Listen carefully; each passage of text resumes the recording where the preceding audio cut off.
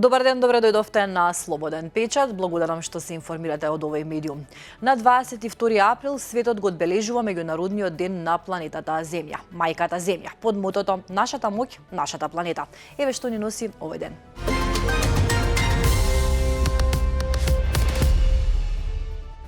Судењето за пожарот во Кочанската дискотека Пулс, во кој загинаа 63 лица, а над 200 беа повредени, продолжува денеска во судницата во Идризово, со искази на сведоци на обвинителството. На претходното рочиште, одбраната на сопственикот на Пулс и прво обвинетиот Дејан Јованов Деко побара замена на притворот со куќен притвор поради влошената здравствена состојба.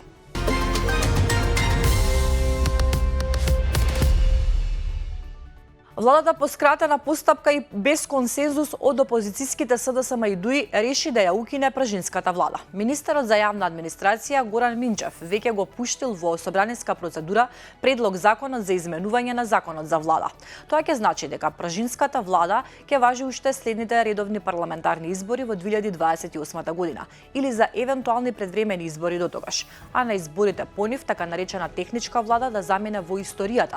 Темата е на Мариела Трајковска.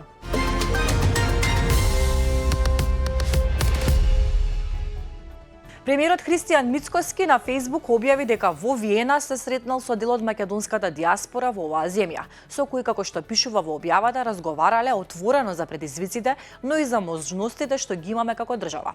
Мицкоски вели дека на средбите ги повикал нашинците кои живеат и работат во Австрија да размислат за враќање, за инвестирање и за активно вклучување во развојот на државата.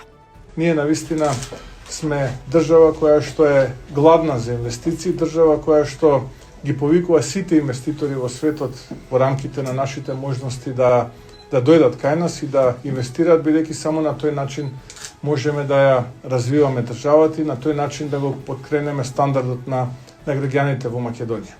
Токму тоа е и целта на оваа моја средба со македонската диаспора овде во Виена, да испратам порака дека за нас диаспората е многу значена, односно е нераскинлива алка од нашиот идентитет.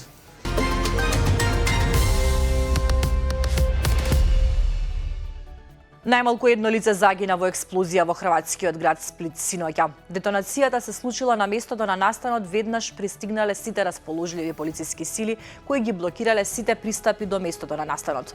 Увидот бил спроведен во присуство на заменик жупанскиот државен обвинител во Сплит, а поради безбедносни причини полицијата го затворила влезот во градот. Рано утрово полициската управа Сплит Далмација издаде официјално соопштение во кое потврди дека во настанот загинало едно лице и дека според досега утврдени информации нема елементи на кривично дело. Телото е презедено на патологија заради судско-медицинска обдукција која треба да ги разјасни точните околности на смртта.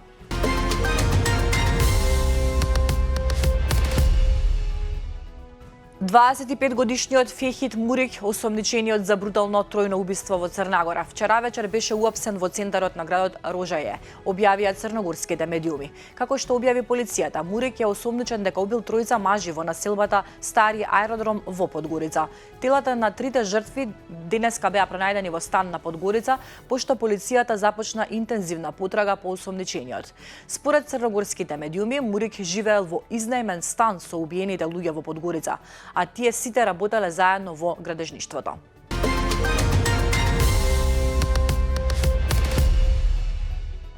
По британците и за србите ќе биде укината биометриската контрола на грчката граница во шпицот на сезоната. Оваа најава ги израдува и бројните туристи од Србија, кои токму поради огромните гужви на аеродромите и на граничните премини поради ЕЕС проверките, размислуваат дали да ја заменат својата омилена дестинација за одмор со друга оваа година.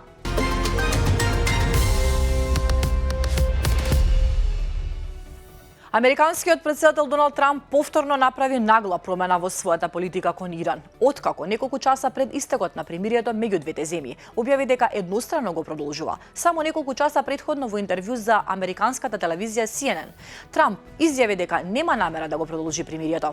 Тој дури предупреди дека доколку не дојде до брз одговор со Техеран, Соединетите американски држави ќе ги продолжат војните напади. Трамп на својата платформа Truth Social најави дека примирието ќе биде продолжено, се додека Иран не достави усогласен предлог и разговорите не бидат завршени.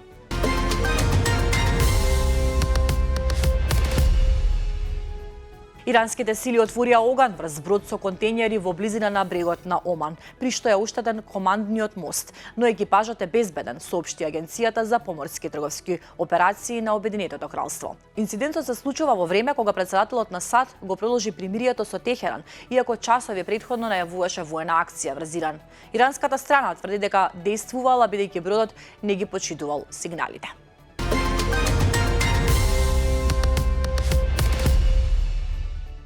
Повеќе од 1100 уметници од целиот свет повикаа на бојкот на Евровизија поради учеството на Израел во музичкото надпреварување.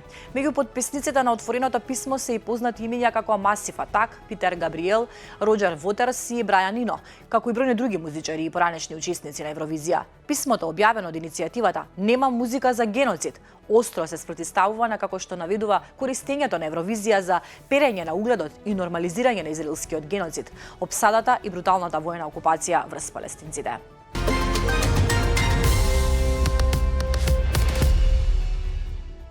Европа на работ на недостиг на гориво за авиони. Од почетокот на војната во Иран цената на керозинот се дуплираше. Европската унија разгледува мерки што би дозволиле или дури би барале од земјите членки да ги делат националните резерви во случај на криза со гориво за авиони. Поради кризата со керозин, Луфтханза откажува 20.000 кратки летови до октомври.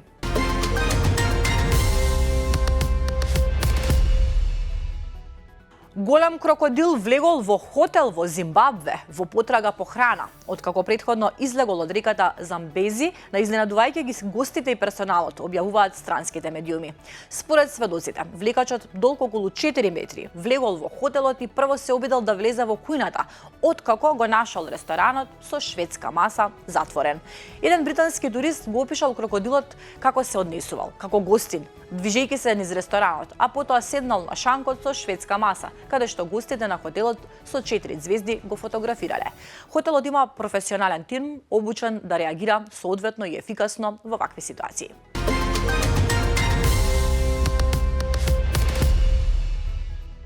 Астронаутката Кристина Кох, членка на екипажот на мисијата Артемис 2, која минатиот петок се врати на Земјата, откри како само 10 дена поминати во Вселената можат да влијаат врз човечкото тело.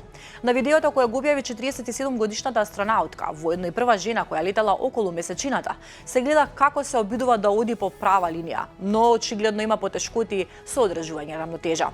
Иако членовите на екипажот секојдневно вежбале по 30 минути враќање во земјината гравитација, представува голем предизвик.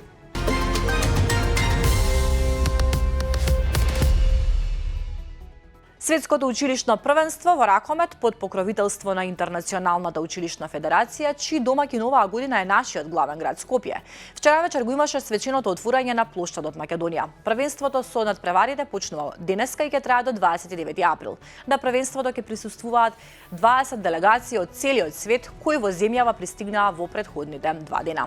Македонија ќе ја представат 2 кадетски селекции во машка и женска конкуренција.